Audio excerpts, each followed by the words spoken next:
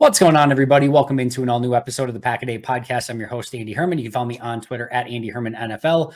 And of course, my guest, the one and only Carmen Vitali. You can follow her on Twitter at Carmen V. Carmen, it's great to have you back on the show. Thanks as always for joining. Excited to talk Packers. I'm kind of excited to talk Packers, but I'm certainly excited to talk NFC North with you.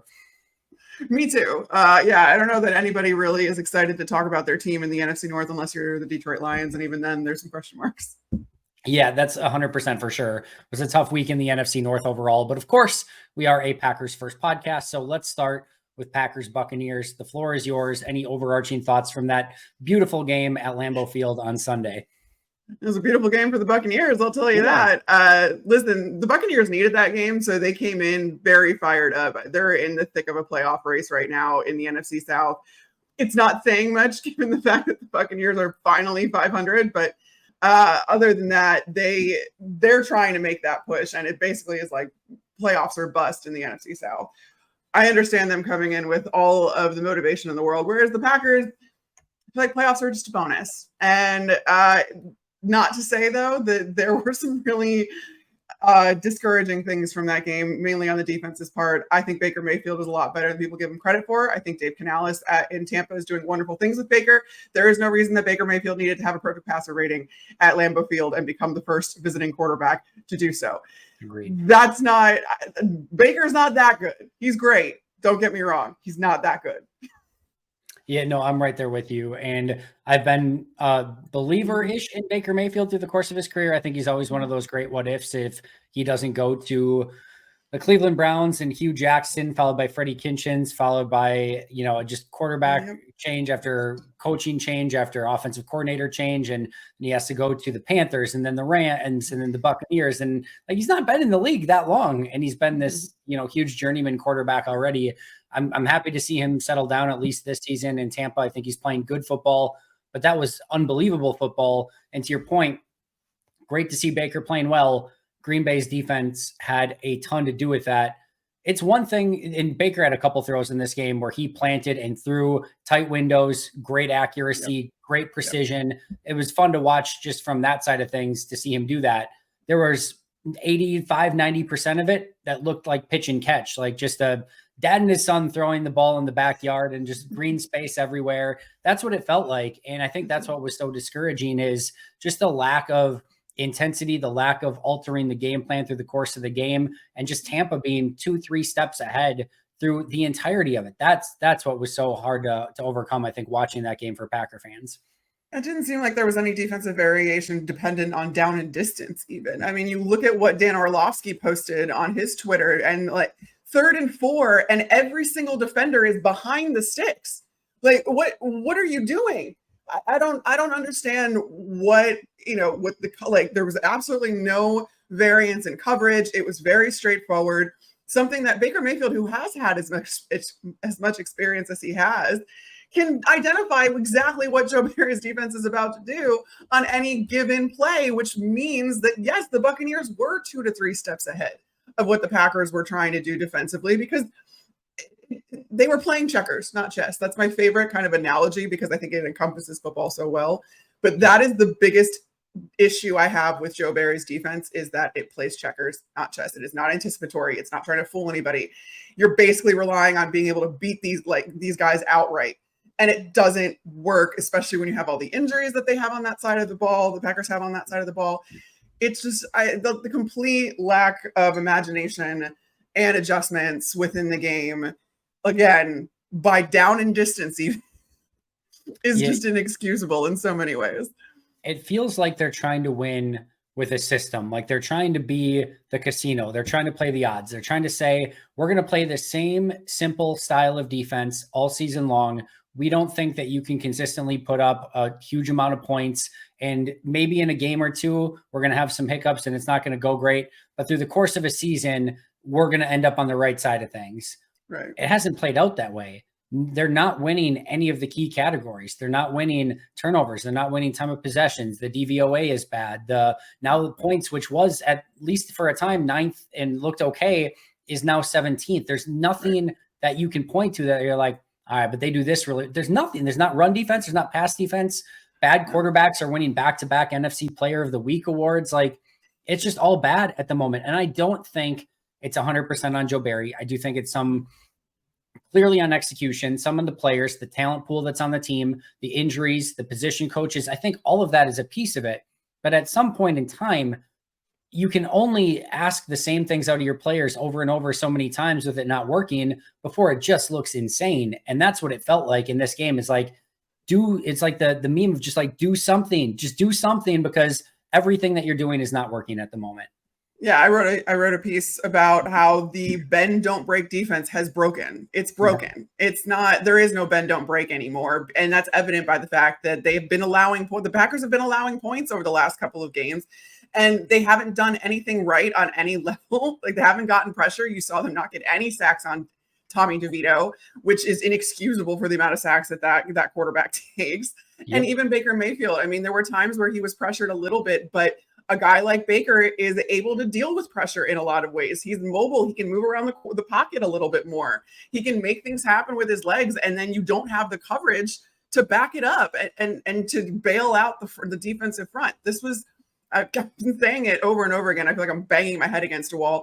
This was supposed to be a unit that Jordan Love and the offense were going to be able to rely on, to give them extra chances as in the form of takeaways, and to get Jordan Love, in favorable situations. And that when Jordan Love was able to pull you ahead in certain games or mount comebacks, you were going to be able to get stops as the defense. And that has not happened.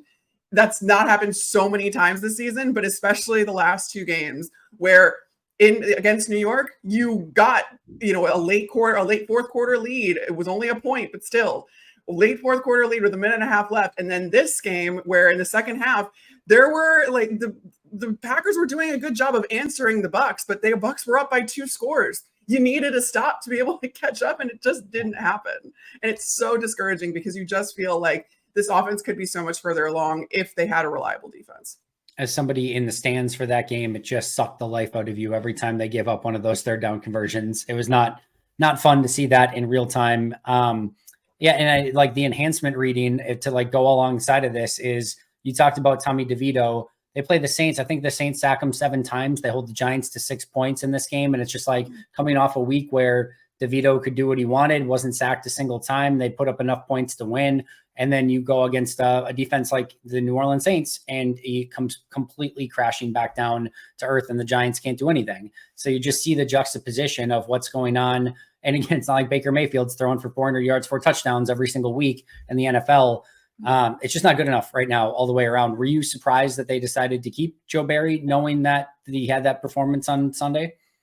No, just because of the fact that to what point and purpose at this, at this time of the season, who do you want to take over for Joe Barry that you think would give these guys a better chance? The system is the system at this point. That's very clear. Most of these guys were brought in by Joe Barry, or at least have the most experience in this kind of system. I don't see anybody on that staff that has a drastically different ideals when it comes to defense that could implement them, with 3-4 games left. Like, there's just no point in doing anything right now. And again, it's kind of a sucky reality because the playoffs were so in like they were a reality for so long, or they were within reach is what I want to say. But at the same time, you don't need to make the playoffs this year. That was never the goal. The goal was to figure out if Jordan Love is your quarterback going forward. I think you've done that. So there's not an overwhelming need to make this playoff push. And I don't know what the answer would be if you got rid of him at this point. If they don't get rid of him after the season, though, I think Green Bay is going to riot. I think every Packers fan across the country is going to riot. I can't see them keeping him past the season. There's just no point in making a change now. Matt LaFleur was correct about that. For the sake of the Pack-A-Day podcast, I'm going to need the Packers to make a change at defensive coordinator. Listenership and just overall fan interaction with the team might just go completely bottom out. But that'll be an interesting offseason discussion for sure. I do think they'll go in a different direction. But you mentioned it. This season is about Jordan Love and the evaluation and continued evaluation of his play. Him and the young weapons and this offense continue to be a bright spot. It wasn't perfect by any means, but Dontavian Wicks, Tucker Kraft, Jordan Love, Jaden Reed, these guys continue to come up with big plays. The play from Love to Reed in the back of the end zone was what will go out on probably both Jaden Reed and Jordan Love's career highlight tapes and probably be one of the top 5 plays that they have in their careers. That when all is said and done, just some really good stuff from that young core. Yeah, and that's the most encouraging. And again, like I said, it's still frustrating because of the fact that you think that Jordan Love could have come along maybe a little bit sooner if he had been able to rely on his defense. I can think of a couple games early on in the season that the defense couldn't get a stop for him. But at the same time, it created adversity for Jordan Love to overcome. And he showed that he's capable of doing that. And he showed that he's able to improve and progress and get better as a quarterback despite these circumstances. And honestly, that you can glean so much from that. Not that you want that to be your strategy necessarily, is like, let's throw him in the fire and make things as hard as possible and see if he can overcome it. You don't want to necessarily make that your strategy, but at the same time, if it happens, now you know that. I think you can be even more confident in Jordan Love, given the fact that he wasn't given as much to work with as he was initially promised, or as all of us were initially promised. People are going to be sick of me saying this by now, going through this week, but it is, when I sit back, and obviously we get so ingrained in the week to week and just everything that we're witnessing in real time, and just it's hard enough to kind of break down what's going on in real time, that just to kind of take a step back. For 30 years, Green Bay fans have been used to, all right, the defense stinks, they can't run the football, but the quarterback can get them through the games. Like the quarterback bail them out, exactly. And it just comes like, that's just the expectation. There are not a lot of first-year quarterbacks in the history of the NFL that can have the 28th, 29th, 30th, whatever it is now, DVOA defense, a special teams that's in that same stratosphere, a running game that doesn't work, David Bakhtiari out for the season, rookies and first-year players at every key playmaking position on his offense, and his first year as a starter. And he has been relied upon this much to get them through or keep them in games, or to try to get them to come back from deficits in games. And more often than not, he is doing everything he can to keep everything afloat in the midst of the entire crap storm that's kind of happening around him at times. And he's clearly had some help with some of these young players in Kraft and Musgrave earlier in the season, Reed, Wicks, Watson, when he had his few weeks of really strong play. It's not just him, but the fact that we're back once again to the defense, the running game, the special teams, all just not holding their end of the bargain, and it all relying on the quarterback. And in his first season, with 3 games still to go, and however laughable it seems after back-to-back losses to the Giants and to the Buccaneers this past week, if they go 3-0 the rest of the season, like they're still in the playoff conversation with 3 weeks to go. With all of that happening, I just think he deserves so much credit. He's shown growth in real time. He still has a lot of things that he needs to work on, specifically his footwork. I'm sure he's going to get in the lab in the offseason and continue to work on that. But he has checked so many boxes this season already. And I just think Packer fans have to be encouraged by that. Yeah, and I'm kind of afforded a really objective view of this as well, because I cover so many different teams. I've been with different teams.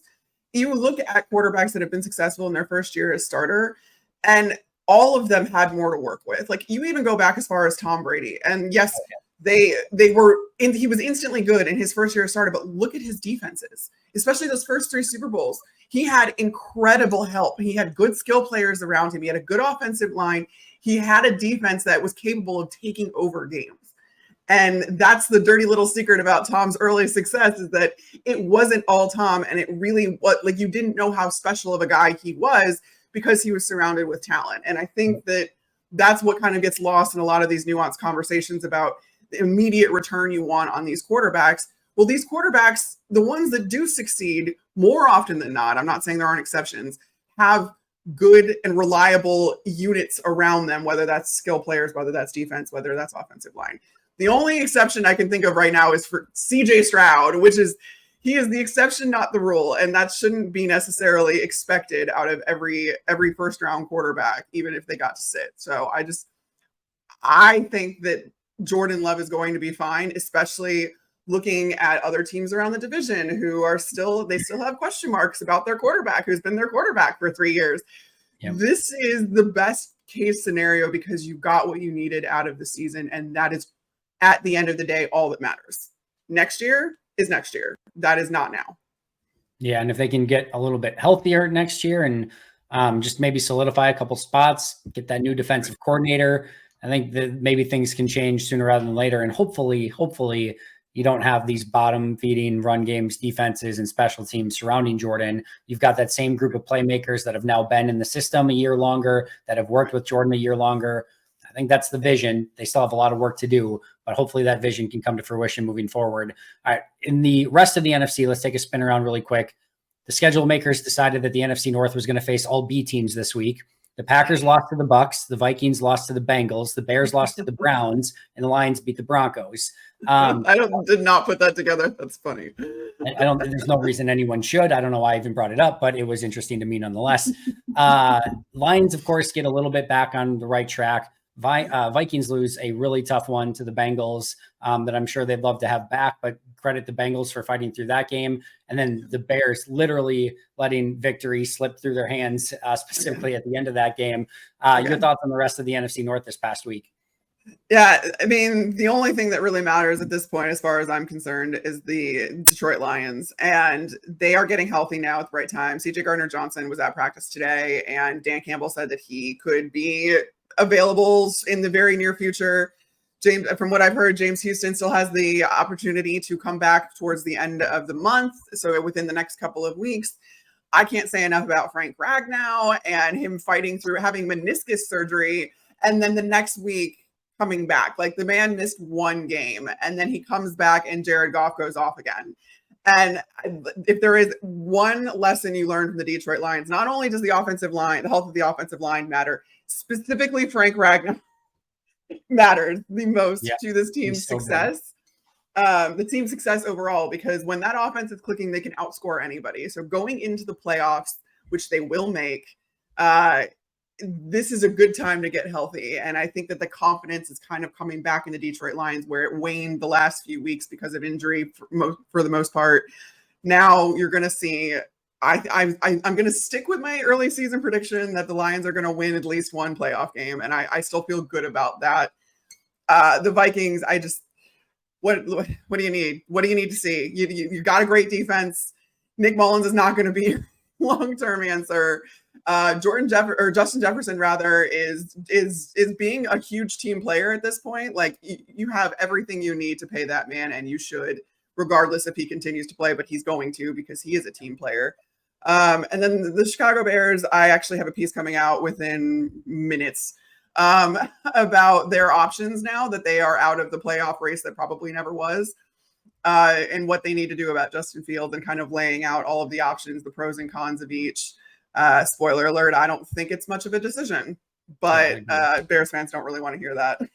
No, we talked about that a little bit last week, and I think you're 100% right. It to me seems like a very easy decision, but I want to talk about that Bears team very quick, because in an odd way, and as also comical as this may sound from a Bears team that's been so bad for so long, there's little things going up that I'm starting to get a little bit concerned about their long-term legitimacy if they do things the right way moving forward.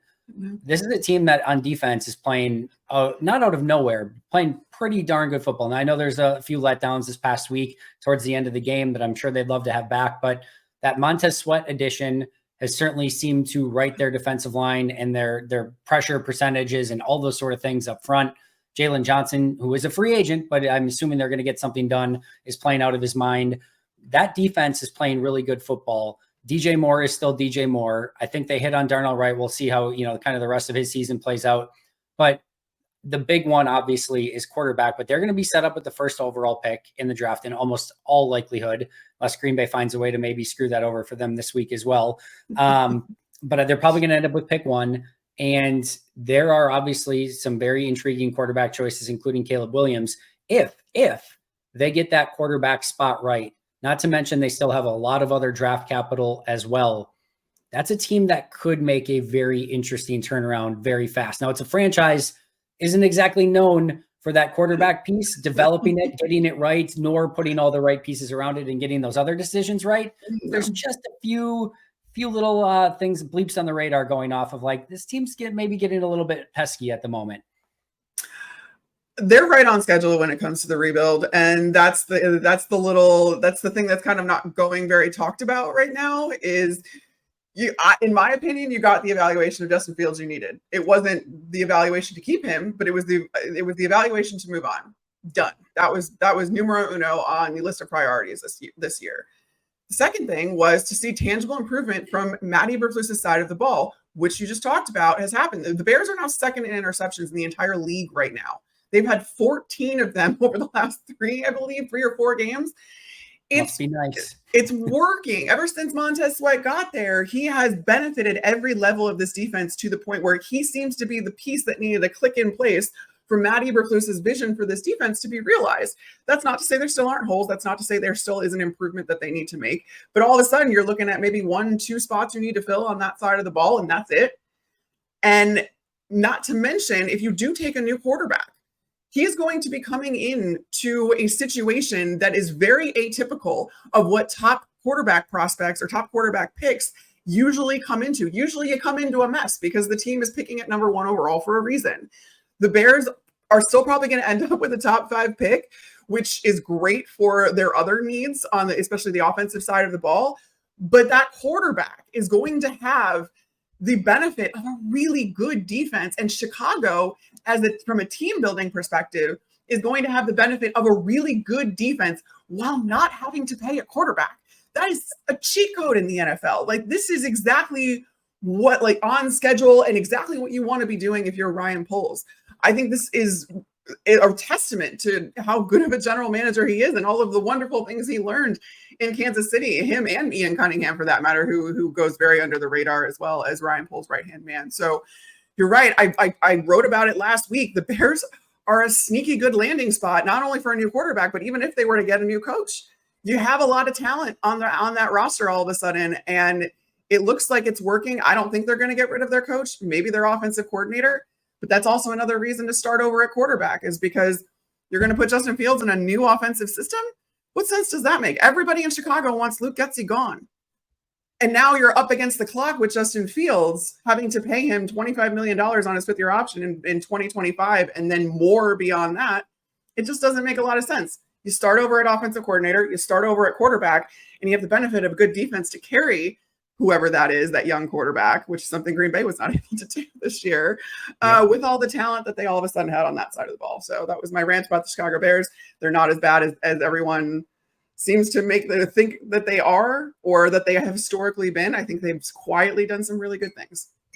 I don't like it. I'm going to need them to Chicago Bears. Packers fans don't want to hear that as much as possible, but yeah, I agree. They're on pace with the rebuild, but they've got that one key question mark left, and they absolutely cannot miss if they do go in a different direction with a quarterback. They've got to make that work. Otherwise, a lot of the time, effort, and energy that they've already put into this is just going to get them back spinning the wheel in the same spot. And you end up maybe with a great team, but another Mitch Trubisky-esque double doink field goal exit. And I'd be fine with that. Well, let's go in that direction. All right, let's go to the rest of the NFC North and just kind of preview this week really quick. Of course, you've got Lions at Vikings. Vikings need that one to kind of keep their playoff push alive. Lions, of course, want to keep their momentum going after their win last week. You've got Cardinals at Bears, which is a sneaky kind of interesting game, especially with draft position. And just Kyler Murray brings a little bit different just mentality to that Cardinals team than we saw earlier in the season. And then, of course, Packers at Panthers. Thoughts on those 3 games? Well, sticking with the Chicago Bears, they can help themselves by losing. I know that's not. I love it. That's not on like anybody's, game plan. The coach is not going to Flus is not getting up in front of the team and saying, let's lose this game. But the reality of the matter is they can help themselves by losing, and they can help themselves in draft positioning by pushing Arizona up further and them down. That being said, I don't necessarily know what to make of it, because I do think that Chicago's defense is playing really well, and it's going to be a formidable opponent for Kyler Murray, who is still kind of getting his sea legs back and all that kind of stuff. So I'm not entirely, nobody's impressed with the Arizona Cardinals right now. No. But if the Bears have the motivation to win, they will. If not, they would be probably wise to lose that game. The Vikings, it's hard because obviously you're playing for pride for the same reasons and all that kind of stuff, but I don't know what's left to prove this season for them. They were always going into this offseason with a question mark at quarterback, whether they bring Kirk Cousins back and try and draft somebody, or they're not really going to have great draft positioning at this point. if they can bring in another veteran in free agency, that's going to be a really interesting thing to monitor in the offseason. But until then, I don't see the motivation to keep winning games. You've got a stacked defense now. You know that Brian Flores was, the prince who was promised defensively.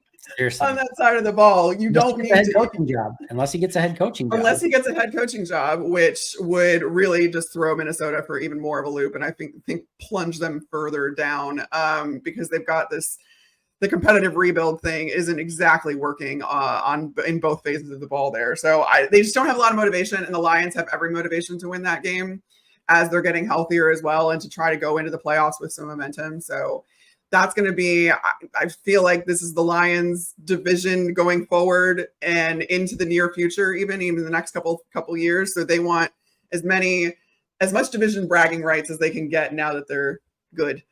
And then the Packers, you guys know, you're supposed to handle business. But I guess the silver lining would be you could mess with Chicago's draft positioning if the Packers lost. But I don't think that this fan base would go over too well, losing to the Carolina Panthers, because no one should lose to the Carolina Panthers. They're an absolute. No, I don't think it would go over very well at all. They need to pick up this win in some capacity. It would be like a little bonus aside, like if everything fell apart, at least like you screwed over Chicago's, but draft positioning potentially. But that's certainly not the goal going into this game. That's to say the least. All right, before I let you go, one bold NFC North prediction with 3 weeks remaining. Anything you got? You can go any direction you want with it. I mean, I kind of already said it. Is Detroit winning a playoff game bold? That could be bold, right? I think I already said that. Well with mine. It pairs well with mine, actually. So you can go with that. Maybe we can have a side bet on it. My bold prediction is the Lions lose in the first round to the Matthew Stafford-led LA Rams. Wow. Versus the Lions. The Matt Stafford revenge game. And wild card Stafford revenge game. You got a Super Bowl out of it. Yeah, he's fine. But I still think you could have a very fun Stafford v.